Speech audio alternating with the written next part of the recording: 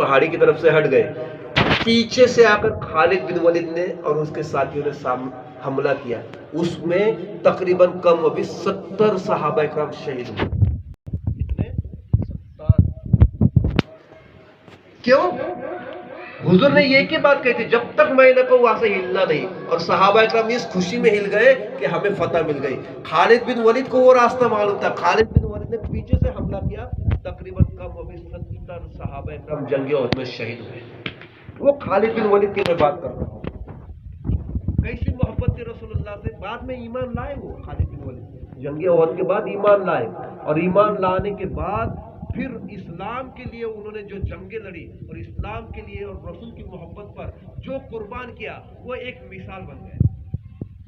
جنگ یرمک کا موقع آیا، حضرت خالد بن ولید ایمان لا چکے تھے اور سپاہ سالار تھے اسلامی فوج کے، جب رسول اللہ حیات نہیں تھے جنگ یرمک کے موقع پر، لیکن خالد بن ولید، حضرت عمر بن خطاب کے زمانے کی بات ہے، خالد بن ولید جنگ یرمک میں جب پہنچے تو کفاروں سے مقابلہ ہو رہا ہے، خالد بن ولید کے ٹوپی پر دشمن کا تلوار کا وار پڑ گیا اور ٹوپی آپ کے سر سے گر پڑی۔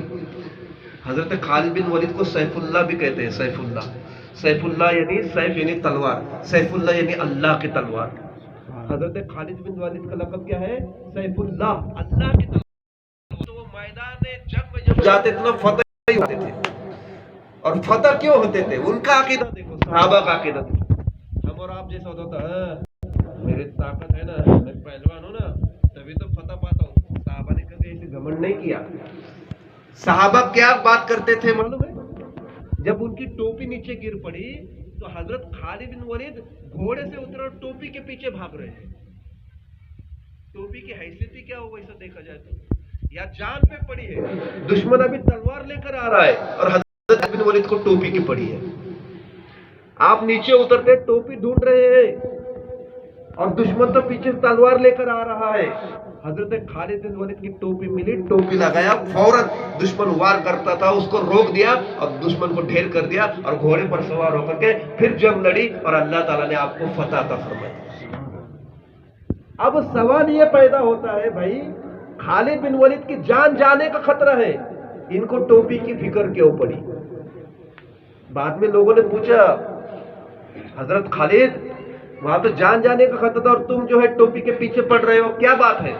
خالد بن ولید کا عقیدہ دیکھیے، اس لیے کہ اس ٹوپی میں میرے پیارے آقا جناب محمد رسول اللہ صلی اللہ علیہ وسلم کے منہ مبارک ہے۔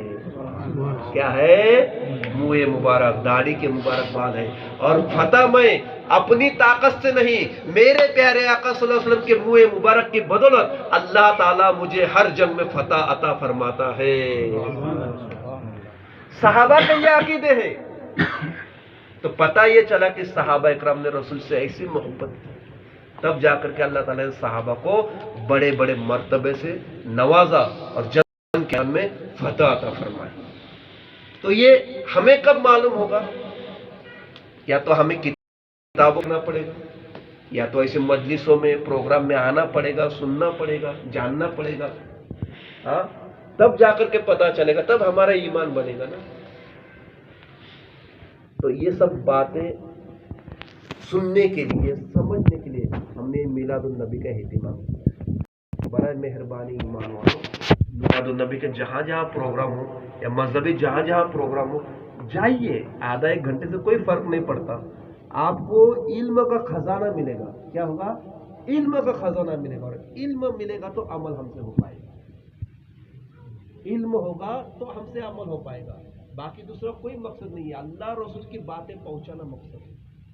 ہمارے اسلامی بھائی بھٹکے ہوئے ہیں، وہ سیدھے راستے پر آ جائے، یہ مقصد ہے۔